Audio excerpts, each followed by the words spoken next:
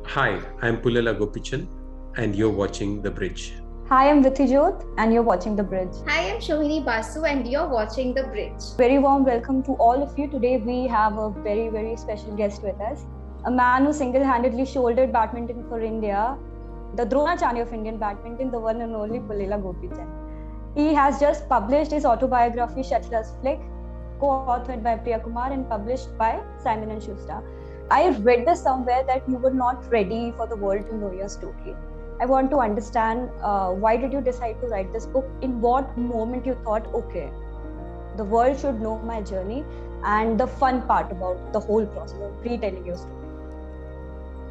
I think for me in general, I was not somebody who was sharing my history or my own journey as much. And for many years, I just didn't tell people about what I thought, what was my mindset, all of it. Generally, I had this thought that, especially when you talk about the word "mere zamane mein," everybody would just put off by that word. And I've grown hearing a lot of the "mere zamane mein" stories, and was tired of people telling me how brilliant they were back in their days.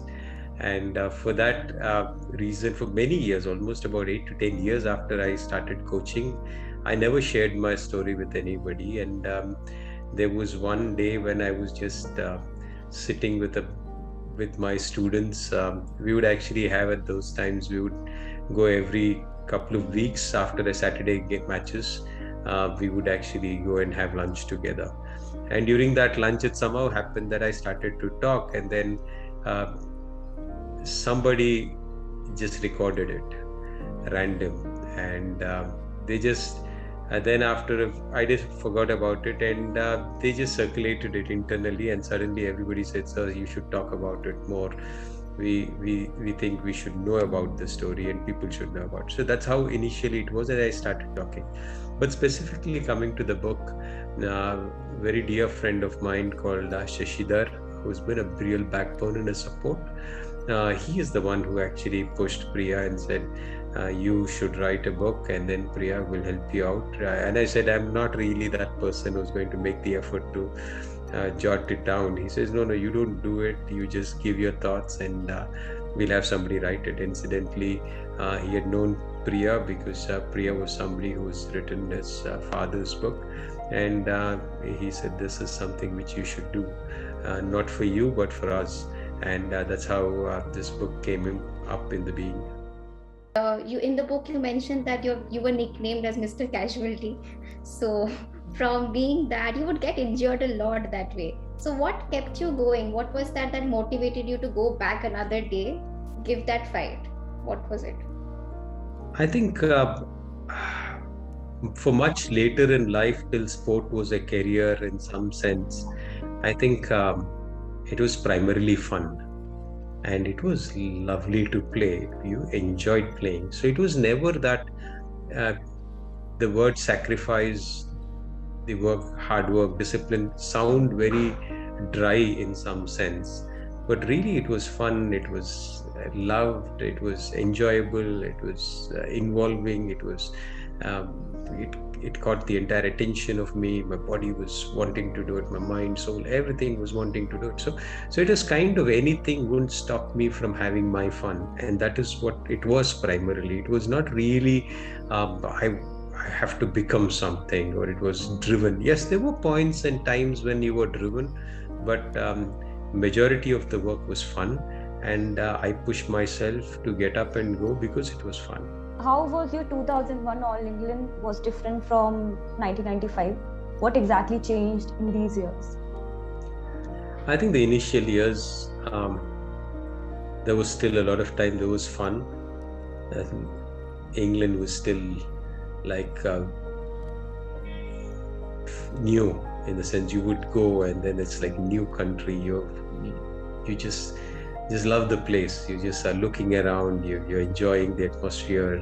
You're a new kid kind of a thing on the block. Kind of you just are seeing everywhere. Your eyes are going here, there, all over, and then it's fun, and you're young and you're running around. In 2001, it's almost know that time is running out. and then you kind of have your blinkers on. In some sense, you're shutting off the rest of the world, focused on what needs to be done, knowing pretty well the rest of the things I've already done or can be done at a later date. I think that's maturity.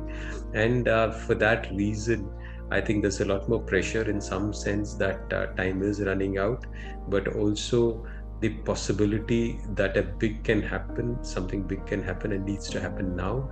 That urgency is also there in 2001, whereas in 95, it's almost like I'll take on the world kind of a thing, and I have time at my hand. You're running, you have the powers with you as 95, whereas in 2001, you're matured, you want to slow down, you want to take this opportunity with the best, knowing well that this could be the last opportunity. What was the dream back then, and how has it changed now when you started off as a coach with the academy? Right now, what is the dream? Has it changed? Yes, it has. The earlier thing was when I was growing, everybody said India can't win a medal, India can't win a medal, we can't play badminton. So that's the kind of mindset people would throw at, in the sense, they play badminton. Acha, badminton, what is it? That's how it was. Or they would still say that Indians, oh, Chinese play well, Malaysians play well, Indians can't play well. That's the kind of thing. Their legs are so strong, Indians are always weak. That's the mindset typically we had. So I would go to sponsors, corporates, very similar kind of a thing. Badminton doesn't have the eyeballs, we can't be champions. So that's the kind of thing which really hurt. So for me, the first thing was win an Olympic medal. The academy should build an Olympic medalist. So we did it in 2012. Then suddenly, it's like only one medal, maybe another. So we did it in 2016. We did it in one event. Then they said men's singles, okay. Then women's.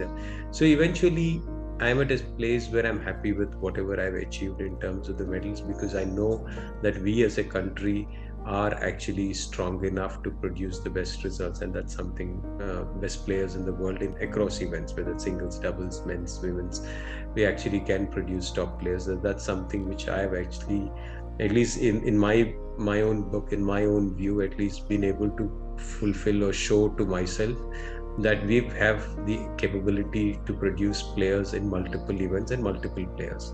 I think the contribution of sport to society is much larger than an Olympic medal. And I think we need to ensure and understand that sport has great value for each one of us, and it's much beyond medals. It's time we start looking at each kid to grow to the best of his physical ability, to learn life lessons through sport. And whether you win a medal or not, you still need to play sport, because it is something as an investment which is the best thing you can do in your childhood. My dream about sport is not just to produce Olympic medalists. That will happen by itself if we just put a structure in place. It's very important that each kid plays sport, and it's our duty as parents, teachers, leaders to ensure that we give kids a chance to play. We received our first medal in 2012 in badminton, and you gave India its first female shuttle informer Saina Nehwal. Please tell us about that journey.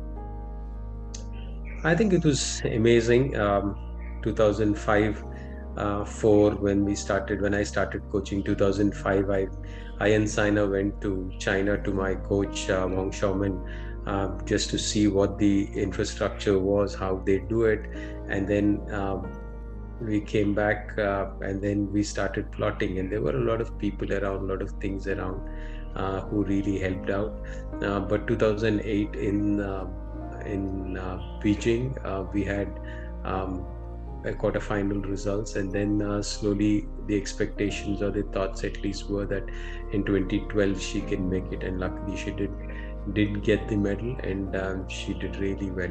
But I think most importantly for me, I think Saina's journey was a transformation of Indian badminton from saying that Indian girls are not strong enough, to somebody who actually said that we are winning and beating against the best in the world because of physical strength. It is also a time in 2011 and 12 when the Chinese wall in some sense was being broken, and it was like China versus China. So it was kind of those moments which are very, very important. I remember myself going to China years ago and then being laughed at because we were playing in huge halls with different shuttles which we hardly could manage to hit. And from there to a transformation where we go ahead and are challenging China in some of the events is something which was phenomenal. And sign up to start that off was very, very important because it not only made her win, but it also paved the way for many others behind her to win. How was training different from Saina to Sindhu? How the training was different for both of them? Saina was robust, strong. She would run, whereas Sindhu, we needed to really work on her strength in her legs. We needed to ensure that the game had the qualities which would work at the highest level. So smashing was big. She was doing a lot of work when she was young to ensure that her hand speed would develop, because that's the time when we had to take a choice or a challenge and foresee things that in the future these could be the challenges, and we managed to pull those things up. But very different people, mindsets. But one of the things which I would think is, let's say Saina is typical a Jat would just run and bang. She was like a bull. She would be that person who just believed that she was going to win every time, and she had this huge hunger of wanting more, and I think that was some phenomenal thing about her. Sindhu was more childlike in some sense. For a very long time, she would just have fun on court and she would get very nervous on court. So the initial years were very, very tough with her. There would be tournaments where she would come back, I don't want to play kind of a thing in between a match, and she was playing for Asian medal and stuff, and then she was like, she would almost be trembling as I don't want to play, I want to come back, and this is like she's weeping on court. So these were instances which have happened, and then you're like literally from the back of the court, please play for me kind of a thing. So very people's person in some sense, very kiddish. We were playing footsie ahead of the World Championship medal because that's what it was in the sense we just have fun because she didn't respond to a pep talk. She had no clue of strategy. You had to follow her. She would just forget timings, and she would forget matches and stuff. So you have to stand guard and follow her all the time, because if she finds some kids on the way, she'll go and play with them.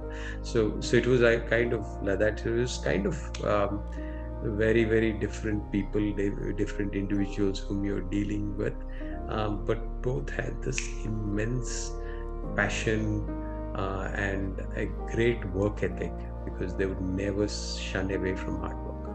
So you also turned out the Coca-Cola advertisement after winning the All England famously. So how integral do you think it is for players to adhere to their ethics per se and stay away from all these commercials which do not align with their, immediate interests?